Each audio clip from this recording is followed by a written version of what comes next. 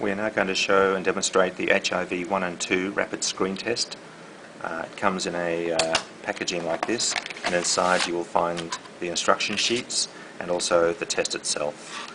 The test has its own expiry date on the outside of it, and it comes in a sterile container. So what we do is open the packet and let the contents come out, and I'll show you what they all are. So here's the instruction sheet, here is the sterile pad, this is the lancet for taking samples, this is the actual test card, and here is a diluent. So all of these will be inside your test kit. So to start with, what we do is open up the test card,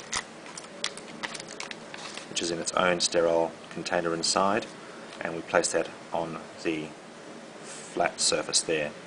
We then take the alcohol preparation pack and we sterilize the finger that we need to test.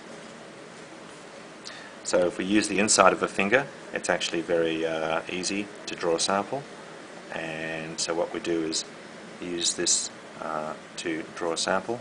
We can use one or two fingers just in case, and then what we do is prime the lancet here.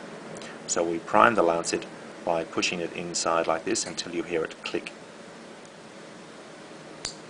So the lancet is now primed, and we need to turn it twice to break and then pull out this yellow key.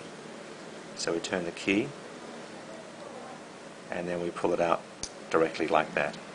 So that is now ready to use. We then take this and place this against our finger, and then we use this to activate the lancet. So the lancet is now activated, and it will shortly bring you the blood sample. What we then do is use the pipette to draw the sample and place it in the well down here. So we place this in the well, as you can see, in this little container, and we need 2 to 3 drops of blood to do that. Just squeeze your finger and use the pipette to do that. So this will only take 1 or 2 minutes, and then the blood will stop flowing. So once we've done that, that's sufficient. We then take the diluent, which you use to carry the blood sample through to the test card. So what we do is put 2 or 3 drops in the same well.